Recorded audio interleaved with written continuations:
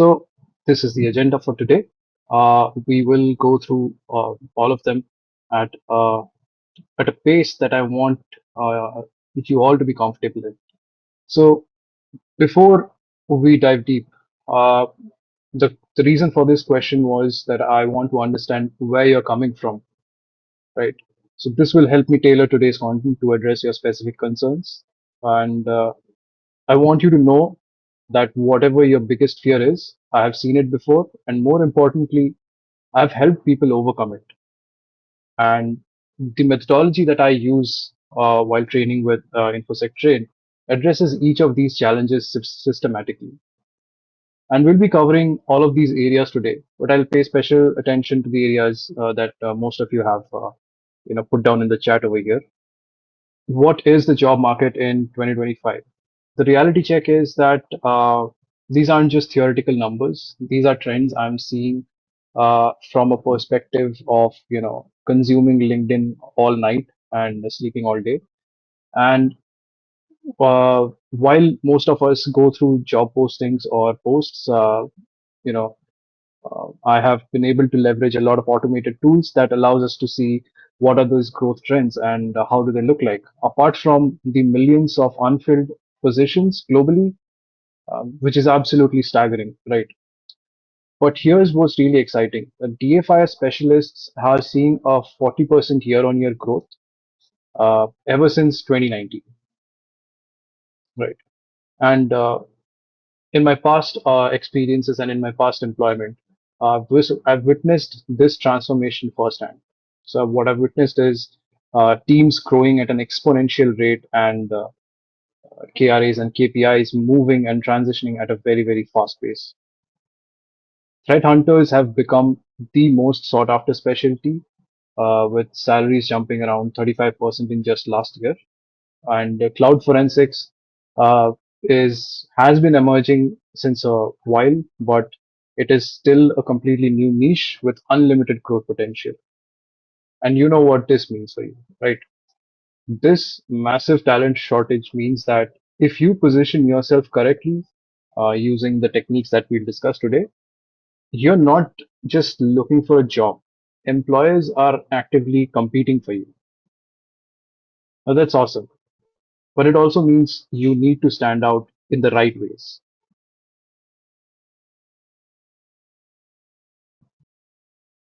Uh, Before we started today's call, I was going through some of the recent market reports and I've put down two screenshots. One is from the SANS Cybersecurity Workplace Report, and the other one is from ISC2 2025 research. It is again related to workplace. There is a lot of observations in these reports, and the two that piqued my interest is what I've pasted in this slide over here. Is that even today, uh, many big companies are reporting that they are unable to find the right stuff. And even if they do, uh, even if they are able to find the right stuff, what is challenging is keeping the team together, uh, because there is budget to fund trainings, but uh, there is a big attrition rate as well. Skilled professionals either move from one organization to the other or are simply being poached. So that always creates a vacuum of talent across the board, uh, which is a very good opportunity for someone who is currently looking for a job. Now, I want you to see the numbers for yourself, and I believe most of you who has been on the job market for a while are going to see these numbers every now and then. These are realistic expectations based on my industry connections and professionals I've mentored, not inflated recruiting promises. These ranges are what I'm actually seeing in 2025. If you notice, there is a significant premium for DFIR specialists and threat hunters compared to general SOC analysts. Right? Now, this premium exists because these roles require the kind of analytical thinking that we teach over here and the skills that take time to develop properly. And One more thing is that when you invest in yourself for training, or when an organization invests on you for training in these kind of specialized roles that that focuses more on methodology over tools, it pays dividends. It pays more over the years, many times, and you can simply see how the salary for 0 to 2 years grows exponentially from the range is what it is to 2.5 years and then 5 plus years. It's not simply about bagging. It's not simply about bagging the dough, as people call it today, or making bank. It's more about you becoming valuable across multiple platforms and vendors that you command these numbers. That's absolutely where the premium salaries come from.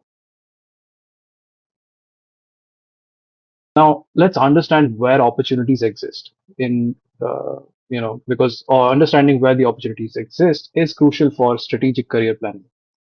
And I have seen this evolution across all these sectors during my years of working in the field. Enterprises offer about 60% of all DFI roles. Now, they are excellent for learning because you get exposed to diverse technologies and mature processes. This is where I recommend most people start to build the analytical foundation we talk about. Also, as someone who is just, a fresher, it's much more recommended for them to join an enterprise, be in a stable, predictable environment, and allow their analytical thinking to grow over time.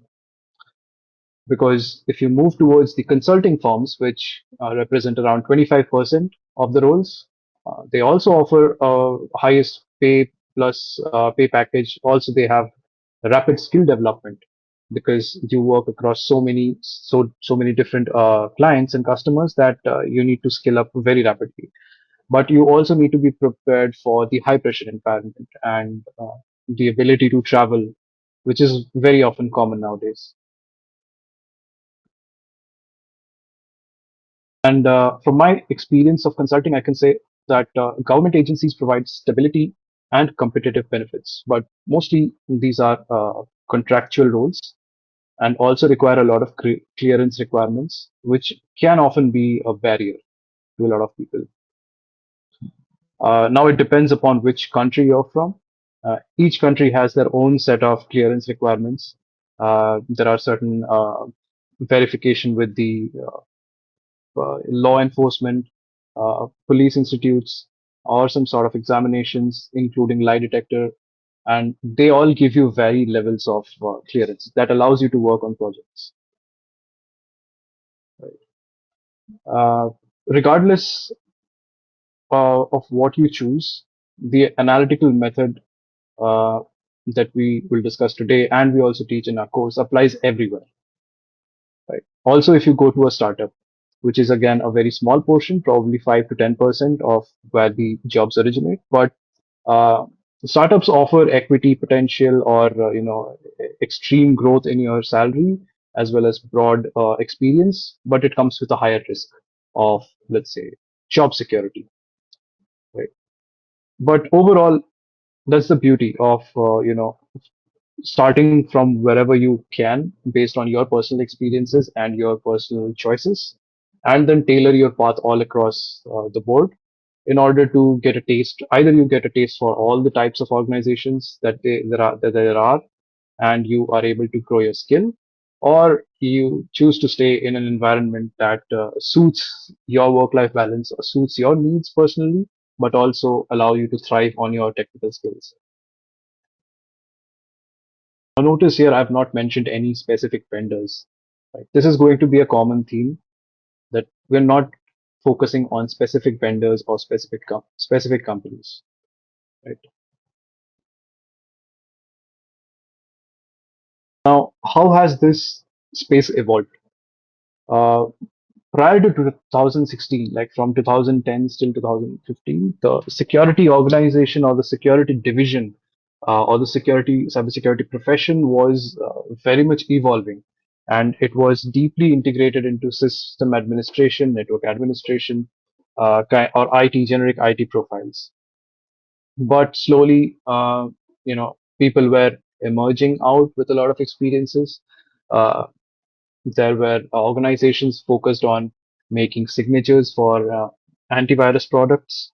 So similarly, there were people who were also working on incident response, because back then as well there were a lot of incidents that happened. But it all started to come together and become much more organized from around 2015, 2016, and it kept on going until 2020. But overall, it was mostly reactive. Right? What happened? But as we pivoted from 2019, 2020 towards 2022 and 23, we focus towards proactive threat hunting. We, as in the entire globe, all the almost everyone in the security profession, on the defensive side, most importantly. But that doesn't mean that before 2020, threat hunting did not exist. It did. Threat hunting was something that was being researched since 2016, 2015, but it only became a widespread practice around 2021 or later. And that allowed us to focus on what is happening, right? Notice that the proactive side of things tells you to stop an attack on its tracks, right? It doesn't actually uh, go beyond that, but it's still better than, if something bad happens and after that we are alerted about it, which is already a terrible state to be in. And right now we are in 2025, and looking forward, we see a lot of different things that are happening in the market right now, a lot of different products coming up. But where it is going is moving more towards intelligence-driven security operations, be it intelligence-driven threat hunting or intelligence-driven incident response. Uh, it's now more focusing on the question, what is about to happen? Because with AI assistance across major products, and these major products are unified platforms, they are lowering the entry barrier for the preliminary analysis, right? So the focus moves towards data analysis and intelligence collection and making sense out of that intelligence. And you're no longer siloed into being a specialized person in a specific profession, or you are no longer just cornered into, let's say, a consultant role where you are only advising people or marking things off a checklist, but you get to be a domain expert, and you are cross collaborating with other domain experts, and that is not an option. That is an absolute necessity to survive uh, as an organization and as an individual. This evolution means that the analytical skills and systematic thinking approach uh, are fundamentally different from what was present even 5 or maybe 7 years ago. And this is also part of the reason why I completely redesigned my teaching methodology. Uh, we no longer focus on teaching investigation techniques. At least I personally don't do that. I focus more on the strategic thinking and proactive defenses.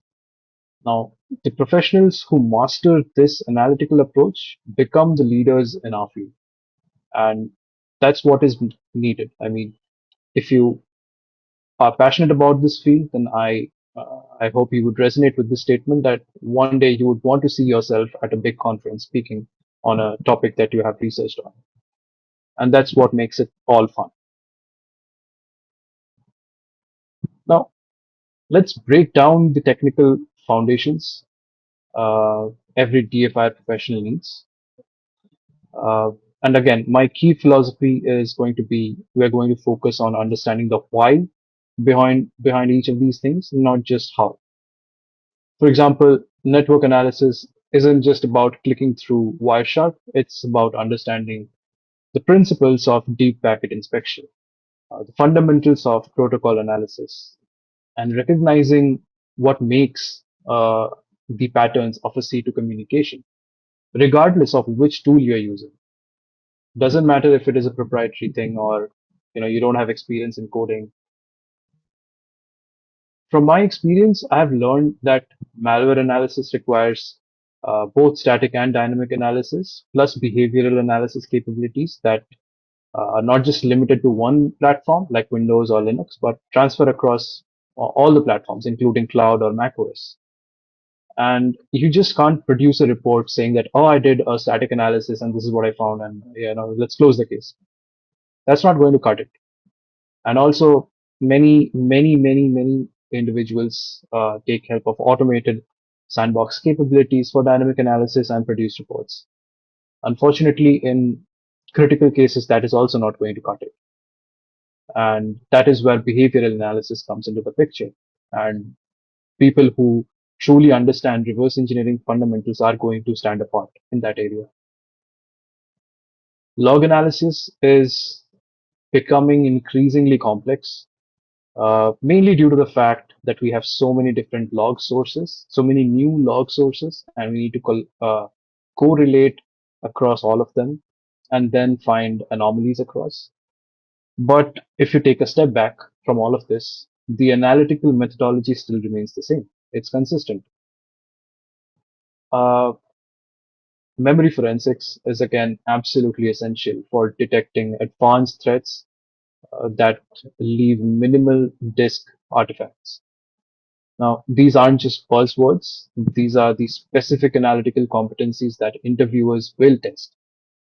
The beautiful thing is when you master the thinking process, you can apply it across any tools. Right?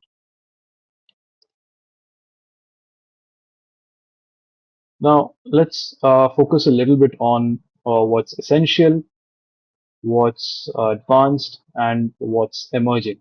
Now, when I say emerging, it doesn't mean that it's not yet come into the market, but it's something, uh, let's just say, very few professionals are able to master. And from an organization's perspective, who is looking to hire professionals, they feel that these skills are still emerging. So if you quickly look down all of them, network, memory disk, CMDR, or threat intel, I'm sure many of you would be able to familiarize with these terms. But here's my philosophy comes into the picture. I am very vendor agnostic. Tool mastering a tool isn't about knowing every feature of every tool, but it's about understanding which approach to use when and how these different tools integrate into your workflow. When you are working on an investigation, you make a process in your mind, or maybe when you're working with a team, you all collaborate to make a process that you all agree on that you will be sticking to. In that context, it makes important sense for you to decide what tools to choose in this particular stage that you are in, or in this particular phase of the investigation you are in. Now, essential tools are table stakes, like they are absolutely necessary. Interviewers don't just want to know that you can use, let's say, WireShark. They want to know that you understand when WireShark is the right analytical approach versus when you need Zeek's behavioral analysis capabilities, or let's say when you should move to Moloch or some other tools for large scale pattern analysis. This systematic approach to selecting a tool, focusing on the analytical side rather than the vendor features, is what separates successful candidates from those who just memorize tool functions. Because it means you're not logged into a specific vendor. You are more open and you're more flexible, and your skills can transfer across platforms. Now, this is absolutely the core of everything we are discussing today, the investigative mindset. My personal research background and experiences across organizations like Microsoft and multiple consulting firms that I've been part of have taught me that cybersecurity is fundamentally about pattern recognition and testing your hypothesis, right? If you are someone who loves watching a lot of suspense thrillers or detective TV shows, then you would align with a lot of, how we actually think about things in cybersecurity, because The analytical mindset is somewhat similar. And that analytical mindset is what separates good analysts from the great ones. And interviewers are really looking for it.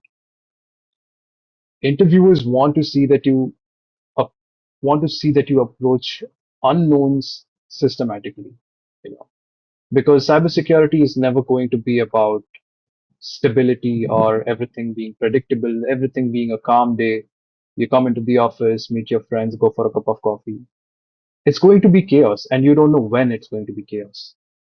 And if you are able to be someone who knows how to stay calm and be systematic and be mindful in your approach, that is one of the important skills, as well as being able to recognize patterns across multiple data sources in a situation of chaos.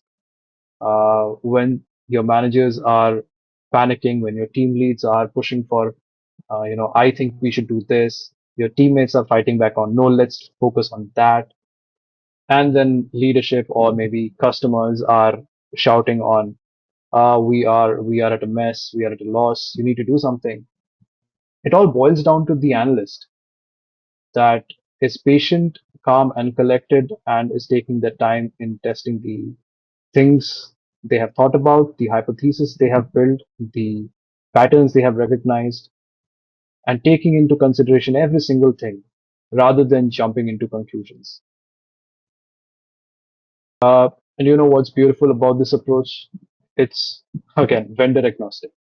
So whether you are someone who is logged into, let's say, Splunk, let's say Cisco or any Microsoft tools, or even you are someone who has only touched open source tools or any other platform, the way to approach solving these problems remains the same. This approach to investigation is applicable across everything, regardless of which specific technologies you're working with, because tools change, but the principles remain the same. And of course, the last 2 points, which is about documentation and continuous learning, is also going to be essential, but they are put at the later stages in the list because they are not that prevalent, or they don't hold that much weightage as compared to the other two at the beginning of the list.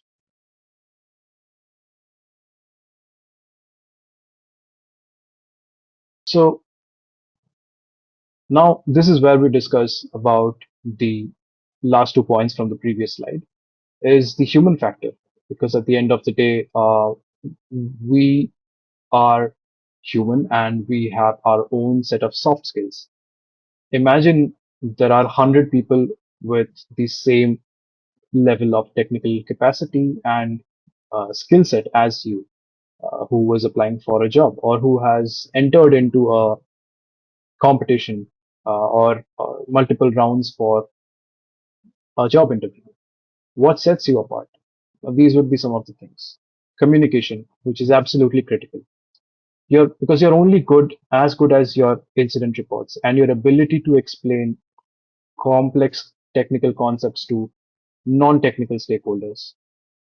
And as a founder myself, I see this daily. The professionals who advance are those who bridge the technical depth with business communication, which is mostly non-technical way of saying things. And documentation isn't just about compliance. It's about building the institutional knowledge and enabling your team to scale. I mean, when you are job hunting or in the market for looking for a new job, you have to be selfish and look out for yourself. But when you are working, you have to look out for your team and you have to look out for your organization as well, because that builds the organizational trust, which the other organizations are going to, look for in you. And I can tell you that pressure management is really essential because breaches and calls at 3 a.m. are when careers are made or broken. So continuous learning is also something that isn't optional uh, in this field because the threat landscape evolves daily. So we must also evolve daily. And these soft skills are integrated throughout everything that I personally teach in the course of InfoSec Train because they are that important for long-term success. Now, programming is what I call a career multiplier skill because uh, let's say PowerShell, for example, it's essential for Windows environment. Python is again crucial for automation or analysis. Maybe you are running Jupyter notebooks. Maybe you're running Spark or Hadoop big data analysis, depending on your situation. Or if you are using a SIEM or an EDR, which again uses a query language. So you can't go on and learn every single query language there is, but if you master the basics like SQL or who's the query language, which are necessary for effective utilization of SIEM or optimization of SIEM, and also if you are really hands-on with Bash terminals in Linux, you are not only setting yourself apart from the rest, but you're multiplying your chances of, uh, not just getting selected for a new job, but as well as being someone towards whom the rest of the team depends on. And throughout all of this, again, focus on how to think philosophy. Right? You don't need to be a software developer. You don't need to be a data analyst. You don't need to be a sysadmin. You just need to be proficient enough to automate these repetitive analytical tasks and process the data efficiently. Right? It should serve you a purpose. Now, it's really important if you are at least able to write a simple, code in Python or any of the other scripting languages like PowerShell or Bash, because they are not only going to make your life easier, but they are going to make your learning journey or career journey much, much more smoother. All right. So let's look at how to work out interviews, right? Uh, there is this STAR method, which I believe many of you or some of you might have been aware of. Uh, now, this isn't just any other random framework. It is something that is absolutely necessary for you to follow when you're answering questions in an interview. Now, as I said, this isn't just any other, corporate jargon, but what it does, it allows you to answer questions and structure them in such a way that uh, allows the interviewers to understand that you know how to approach these problems with method and structure. So, as you can see, STAR stands for situation, task, action, and result. Uh, if you feel that this is a bit confusing, then you can follow the example structure, like set the scene briefly, what was going on, and then define your role clearly. What were you responsible for? Or maybe you were not responsible, but you were someone who was observing, and maybe then you jumped in later. And then the third part, which is the action, which is going to be very, very detailed. Explain the methodology systematically. Like, what did you think? What did you saw? How did you approach it? And then towards the end, have some numbers ready. Or if you don't have numbers, then have some impactful statements ready. Let's take let's take this question for example. Uh, Walk me through investigating a suspected data breach. Right? Maybe some of you have experienced this while you are working, but if we use the STAR method, we can break it down something like this. I was alerted to unusual network traffic uh, during off hours. Now, again, don't observe on the example that I've provided. The example is pretty basic, but at least you can get a sense of how you can structure your responses around it. Uh, the task was that within the team, my task was to determine scope, impact, and attack vector within the SLA, which is, let's say, 4 hours. And then what did I do? Uh, well, I did my initial triage using network logs and SIEM alerts. And after going through all of them, I was able to find one particular host or maybe two different hosts where there was some suspicious activities. You can go into the specifics, like exactly what did you see? Did you see persistence? Did you see file drops? Um, Anything else that you observed?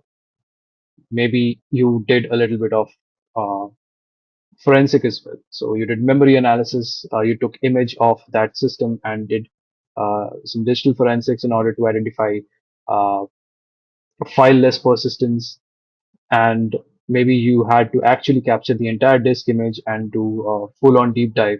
So you would talk about, I did the timeline reconstruction, but even if you don't do a full-on deep dive, you would pull in multiple data sources like authentication logs, SSO logins, cloud, disk, sorry, not disk, endpoint, network.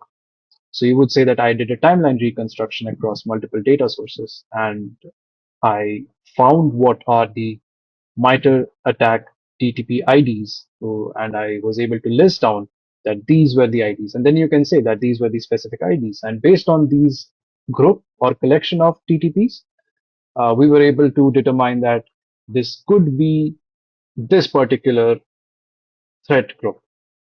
You don't need to have a name, but you can say that we think that this threat group is financially motivated, or this threat group seems to be more like a cyber criminal whose motives were probably to use us as a decoy, or maybe their motives were to steal our sensitive corporate information, or doesn't have to be ransomware always, but it could be anything. And that's when you transition into the result phase. That so what we were able to do, what I was able to do, was that contain the breach in 4 hours by identifying three compromised systems and by preventing data exfiltration. Maybe it has already started, or maybe it was about to happen, but you were able to figure out all of the pieces and stop that attack path.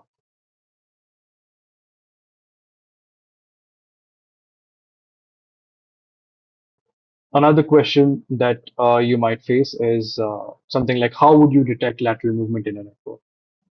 Again, use the STAR method, talk about the situation, talk about the task, and then focusing on the actions. You can go about your detection approach. Maybe you had to go through a lot of different logs like authentication, network, process execution, Kerberos analysis, and then at the end of all, you did timeline correlation with all of these. When you're going through the action part of your STAR method framework, be a little bit specific. Like, say, talk about the event IDs, talk about what analysis techniques did you use? Was it a tool, or was it maybe you did the analysis on your own? But what you should observe is that I'm not listing the names of any tools in these examples. I'm explaining the systematic approach using the multiple detection vectors. Right. Also, in this example, I have talked about multi-vector detection approach because uh, the attack that happens in today's day and age, it's no longer dependent or could be detected using just a single log source. And obviously, a single log source will never give you the complete picture. So the multi-vector approach is fundamental to detection methodology. That is also something that I teach in the course, but uh, that is what the interviewers are looking for. That you have the perception and you have the visibility, or maybe you can say that, what, I wanted to look at Kerberos analysis, but my organization did not enable, these specific event IDs that I wanted. At least that tells the interviewer that you are aware of how to do your job, but it was an operational failure, which led to a negative outcome. So even when you want to talk about a certain incident that you worked on, but you were not able to prevent it, anything, uh, you can still talk about how you approached it.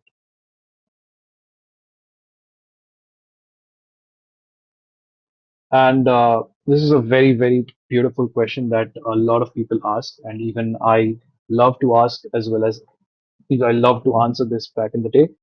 Tell me about the time you worked under extreme pressure. And this is where, many technical candidates struggle. But you need to understand that these are absolutely critical for DFIR roles because there is a routine work which happens under pressure. And the scenario that I have set up in these slides is, describing something real that has happened. Uh, you can talk about similar situations when you face them, or try to think from your perspective. What was the most pressure activity or pressure, situation you were in? It doesn't have to be something like ransomware incident across 500 plus endpoints. Doesn't have to be. But in your experiences on the number of years you have worked, there must have been something that was really, really tense. The interviewer wants to understand basically how was it tense in your context and how you overcame all of that. So if you see in this scenario, I'm talking about the technical aspects that there are 500 plus endpoints with ransomware. Then I'm also talking about the other aspects. Sorry. Uh-oh. Sorry about it. Yeah. Then I'm also talking about the other aspects like coordinating with different teams like legal, PR, and executive teams because everybody needs answers. And there are so many different analysis that you want to do and you need to do to get to the final report or final answer. And also, there is always the deadline that you need to stop the attack from going further. So think about a situation you were in and phrase it. Use the STAR method. Start with the brief context. What were the competing priorities, systematic approach, and what was the outcome at the end? There would be some deep technical questions as well. These are very, very specific, and these come up only when you talk about these topics. For example, while answering something from, let's say here, walk me through investigating suspected data breach. You talked about some of the things like there was com hijacking or there was DLL search order attack. So naturally, the investigator in you must be aware of how these techniques happen. And that is what the interviewer is going to pursue. Okay. How did you detect that? How did you got to know that this is happening? Maybe you talked about I did memory analysis. So then, okay, walk me through how would you do a memory dump analysis? Now, these questions are really advanced and technical probes, and these separate the senior candidates from the junior ones. And they are not just testing technical complexity, but also, the ability to understand deep concepts. Because you don't need to know exactly which tool to run or what commands to write, but the underlying concept behind them. So that is something that is really crucial for you to build while you are preparing for your interviews. Moving on, understanding the distribution of question types also helps you prepare effectively. And I've broken down all of this based on what I've seen both as someone who has gone for interviews and also someone who has conducted interviews. So technical questions make up about 40% of the DFIR questions, and then scenario based are 30%. Behavioral are a little less, probably like 15-20%, and then the rest is all industry knowledge. Basically, you need to prepare differently for each category and apply the analytical method, apply your own personal experiences, because the technical questions require hands-on practice with the thinking process. The scenario questions need structured analytical responses because they reveal how you think and how you understand.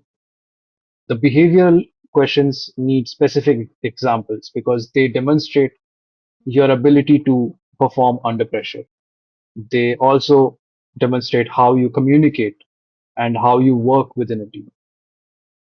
And the industry knowledge always is related to, learning, going for certifications, going for conferences, so on and so forth. And what I've observed is I've seen this preparation framework work repeatedly when candidates focus on uh, the way that they personally think and approach to problems, and what is their internal dialogue, what is their internal compass saying. Not just about I need to learn this tool for an interview so that I can crack that interview, because that is not going to work. Technical assessments are often a whiteboard exercise, which means they would probably be explanation using architecture design. They are also layered with system system design or system architecture around, but they are there to get an understanding of how you can explain or work not just the technical side of things, but also with engineering teams, with leadership, and overall understanding of the system or product. Uh, the tool specific demo is again going to be very niche. It's not that much, but what happens a lot is real analysis, live analysis. They probably give you 1 or 2 hours to finish an investigation and make a report and submit. Sometimes there is a take home challenge. Now, take home challenges actually happen as a screening before the first round. So once you apply, the automated software shortlists your profile, and then you are sent a take home challenge, which gives you 2 to 3 days in order to write a program, answer some questions, or solve something. Maybe they give you evidence files and they ask you to prepare a report and submit. And based on that, you get selected for the first round of conversations.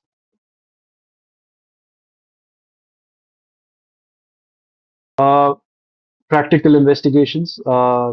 Something that happens often is either the interviewer would ask you about event IDs.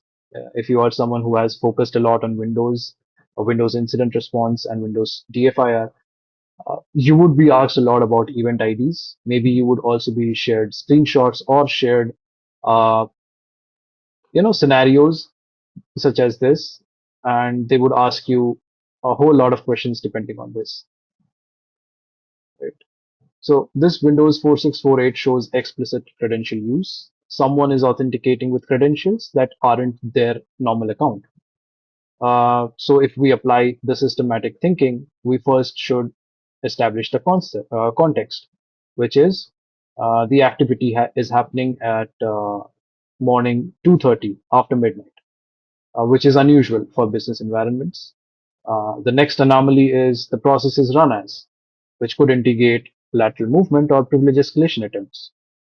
Uh, we also need to do timeline construction, which means we probably need to look 5 to 10 minutes before and after. What happened? What were the event IDs? What were the process execution? What did the user do? And this pattern would suggest potential, let's say, potential credential abuse using whatever we have found so far. Now, what I would personally say is that memorizing event IDs isn't everything, but it's about understanding the analytical principles behind credential use detection. So even if 4648 in brackets at explicit credential use gives you the hint that this is a credential abuse case, but you cannot just say, oh, this is credential abuse and stay quiet. You have to explain what you're thinking and how you're thinking and how you're going to approach this as a problem. Again, this screenshot may be taken from any tool. It could be taken from Sentinel, it could be taken from Splunk, QRadar, ELK, or any other platform the organization has. So you are not only going to talk about, you know, in my organization, I have XYZ tool and I would run this query. You're going to focus on this looks like this kind of an attack. I observe run as being the outlier. I also see the time being an outlier. I also see the account name being an outlier. So I need to do my digging based on these 3 to 4 criteria that I have. identified. Similarly, you might be presented with WireShark investigation techniques. Uh, let's say identify port scanning. You might have to write down a query. Let's say this is the query you would write for Wireshark or Tshark, and that brings you all the data out. But the answer doesn't end there. It moves ahead because the real skill is in interpreting the results, understanding the context, and correlating with other sources. Uh, so this is a common, you know, precursor to a lateral movement because the interviewer is not only asking you to see if you understand isolated questions, but they're also going to check if you understand the bigger picture. So if you observe what happens before and after lateral movement, it's mostly port scanning and not just nmap port scanning, but uh, the attacker would probably run their own custom tools or maybe something like Bloodhound or Azure Hound in order to see which assets can they move into in assets where they have the permission to move into. So post scanning becomes a precursor to lateral movement that interviewers are secretly or subtly trying to test. So in essence, they are not testing your ability to memorize these syntax because they want to see your thinking process. Uh, and most importantly, how these things fit on the broader attack patterns. So you can talk about Wireshark, you can talk about Zeek or any other network analysis platform. But what it all boils down to is how you're able to structure your way out of it. Now, similar way, we can talk about volatility analysis because this is often a very challenging aspect of technical assessments because it requires understanding of both analytical things and the underlying Windows internals. So this command sequence shows a very systematic approach. Start with listing processes, examine the network connections for communication patterns, look for malicious code using behavioral analysis, and then analyze file handles for persistence mechanism. So memory analysis isn't just about running these commands or understanding what they do in themselves, but it's about understanding what the output means and how to correlate the findings across the multiple artifacts. So you need to think systematically about each piece of evidence, what it tells you, and how it fits into the broader attack narrative. Doesn't matter if you don't know volatility, maybe you know recall, or maybe you know some other commercial tool. And the emphasis always needs to go back to understanding the principles of investigation or how we are going to structure it rather than memorizing a specific tool. Okay, the difference between a good resume and a great resume is quantifiable outcomes. Simply put, you see the red boxes that says, I was responsible for incident response. Well, the other 1,000 people who have applied are also responsible for incident response. What makes you so special, right? Talk about your personal experiences, what you have done in the past 1, 2, 3 years you have been in that organization. Run some numbers. You don't have to have the numbers in hand, but at least have an estimate based on the number of things you have worked on, number of hours you have put in. So if you are able to say that I reduced incident response time by 40% through automated artifact collection, and that was used to handle 23 major incidents, and we were able to prevent data loss. This sentence is very short, but it actually shows that you are someone who knows to use programming languages or scripting because your focus is on automation. And with your automation, you were able to reduce incident response times, which is great. Leadership loves that. But not just there. You did not stop there. The automation you made or the script you wrote was actually useful in multiple incidents. Now, in those incidents, there was no impact. There was no data loss, or the attacker were not able to do anything.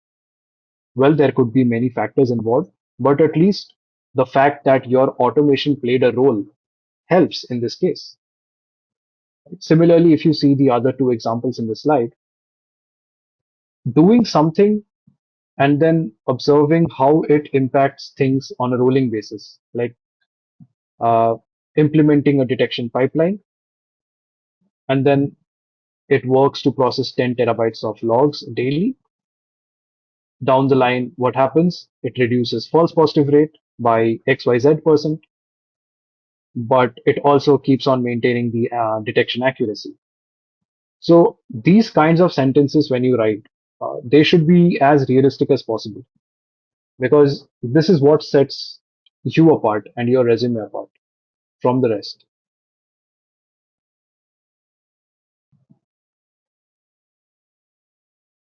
And technical skills presentation is about more than just listing the tools. It's also about showing the analytical depth and breadth in a way that's easy to scan, which aligns with the vendor agnostic philosophy.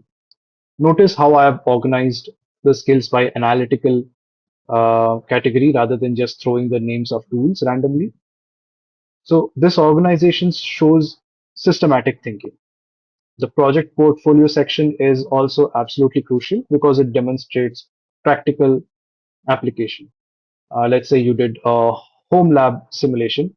You have a lab at your home, and whatever you have done, you can just show it all across. Maybe you have pushed it to GitHub. Uh, you cannot push an infrastructure or a lab into GitHub, but maybe you used Docker or maybe you used Ansible to create that lab and you push those files onto GitHub so that anybody else who is starting off can use those files to also create their labs. In a way, helping others basically. If you are someone who is working in an organization and you come across a malware attack, focus on learning from that incident and writing a report. Maybe it is published in your organization's website. Maybe you publish it in your own blog post. And finally, get involved with conferences, take part in CTFs. Write down that I was part in XYZ CTF in this conference, or it was online, and it was organized in this month of that year, and this was the position I was in. Maybe you don't know the position, but you can say I was in the top 10% or I was in the top 15 teams. Anything that showcases how passionate you are about these things. So combining practical analytical lab experiences with these industry recognized uh, certifications that you might have or you might go for demonstrates both theoretical knowledge and hands-on application. This is exactly what I look for when reviewing resumes because it shows candidates who understand how to think systematically. Also, if we don't end it with talking about what kills your chances, right? I've reviewed many resumes over my career, and the mistakes that will get you eliminated before you even get to demonstrate your capabilities are something to always look out for, right? Generic descriptions like responsible for security monitoring is not going to cut it. This sentence shows that you lack analytical thinking about your own contributions. Laundry list of tools without context suggests that you don't really understand the principles behind the tools, right? And that goes against everything we have discussed about methodology over memorization. And then you have not quantified things. There are no numbers. There are no metrics. How is an interviewer going to trust your skills based on some sentences that don't have quantification? Also, if you have certifications, make sure to renew them so that they are not expired, or also remove certifications which have become irrelevant and replace them with something that are new in the market. Because your resume needs to tell a story of continuous analytical growth. Right? Also, tailor for specific job requirements, which is obviously everybody talks about. Every job application needs a targeted cover letter and a resume, which goes without saying. Uh, but the common thing remains that you need to show progression, show your growth, quantify everything possible. Finally, there are a lot of certifications nowadays, but you need to figure out what you want to prioritize based on your path and your budget. If you're someone who is in 0 to 2 years of your career, you can go with Security Plus or CYSA Plus. If you have the money, you can go for GCIH. It is a very great tool. Uh, it is a very great certification, and it acts as a tool for you to get into bigger organizations. If you are someone who is in the 2 to 5 years of bracket, uh, you can go for CHFI. But if you have the budget or if your organization is able to pay, you can obviously go for GCFA, GNFA, and all of those. But if you're someone who's very keen on focusing on the offensive side of things, then OSCP is also a very, very important certification for you to have. Also, if you are someone who is going to stay in the defensive side, at least having an exposure into the OSCP side of things, the offensive side of things, is going to help you immensely, immensely. And once you are over 5 years, you might want to pivot into management. That is where CISSP or CISM comes into the picture. Or maybe you want to drill down on your technical expertise. You want to be a team lead. You want to be a technical lead. You can take up anything like a cloud security specialist or, GSE, GAC, which is SAN's very expert level certification. But again, that's a very high budget certification. In the resume discussion slide, I talked about home lab architecture. So if you get the chance to mention it in your resume, go for it. Add these sentences, add these words. Like, how did you make up your home lab? Did you use ESXi server? Did you use VirtualBox? Did you use Procmox? How did you set it up? What type of VMs were there? What security monitoring system did you set up? What network monitoring system did you set up? How was the log analysis happening? Did you have a specific VM for malware analysis, one for sandbox analysis? Did you set up an Active Directory environment? Did you integrate it with your own personal cloud? The goal is to show that you are able to make a lab environment which mimics something that organizations or enterprises already have, because this home lab is going to work as your own test bed. And also share links to your GitHub projects, not just adding your GitHub profile, but specific projects that you are proud of and you want to showcase. Maybe you have some automation scripts that are really great for creating automated reports. Maybe you wrote down a couple of YARA rules which you are proud of. Doesn't matter if it is a couple of years old, it has gone outdated, but the fact remains that you once wrote those rules, and that really showcases that you are capable of doing more. And again, if you are able to write down documentation for the public in forms of blogs or articles, that's also great. Another thing is cultivating your own personal and professional brand. You can do content creation using your blog because they demonstrate expertise, build professional network, and establish that you are a leader or at least you are an expert in your domain. If you are able to get opportunities, speak in conferences, participate in conferences, apart from networking, it is also great to see how the other great people are thinking and what are they presenting. But if you get an opportunity to present yourself, it's also a very good opportunity to share your learning, give back to the community, help others grow as well. And finally, if you are someone who is active in Discord, you can look for specific Discord DFIR uh, servers. If you are active on Reddit, look for r/cybersecurity. It's a very great place to talk about things. There's a lot conversation happening on LinkedIn as well. You can be active on LinkedIn. Uh, you can also look for threat intelligence in Twitter because a lot of people post about it. Many of the Twitter users have now moved away from Twitter into other platforms, but yeah, these still remain the greater options or where the larger crowd is. Okay, now we have talked about almost everything, how to prepare for interviews, how to make a good resume and all of that, but how to stay ahead of the competition, right? There are a lot of different kinds of certifications or technologies you can focus on. Drill down on cloud specific security focus or certifications, maybe on Azure, maybe on AWS, maybe on GCP, or maybe just multi-cloud expertise using CCSP certification that you can learn. There are other things apart from DFIR or threat hunting like AI/ML security, IoT security, container security, blockchain forensics. The road is not a dead end; it's actually a junction. You can take any path you want and you like. If your organization wants you to, learn about a specific tool, that's also a great way to get certified in let's say a vendor which is world famous like Splunk Architect, CrowdStrike Falcon, or Carbon Black Expert.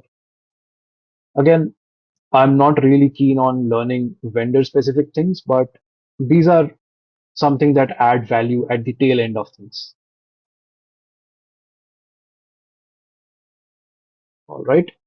So what happens when you uh, take actions? You need to identify your development priorities, look at the current level you are in, rate yourself from 1 to 5, and map out a path. Like I want to be, I'm in cloud security. I'm 1 out of 5. I want to be 3 out of 5 in the next 3 months. Identify the gap analysis. Like, okay, I need to probably learn this particular tool or this particular certification is something that I want to do. And that becomes your action plan. This is also something that I provide uh, in the course that I teach with InfoSec Train. Not actually part of the course, but before the course. So when somebody enrolls into the course, they get a questionnaire. There are about 15 to 20, 30 questions, and they talk about all of these different categories and ask you to rate yourself on, out of 5. And based on the answers you provide, you calculate how much it comes up to, and you self-report. You say that, okay, I took the questionnaire, and this is what my score is. Based on that score, you get to know that, okay, this is where you lie and this is where you need to go. And that really helps in prioritizing what you learn from the course as well, right? Uh, 5 years from now, where do you want to see yourself? Do you want to be a technical specialist? Do you want to be a management? Do you want to be someone who is in management, doing people managing, business alignment, strategic planning? Do you want to be a consultant or do you want to be an entrepreneur?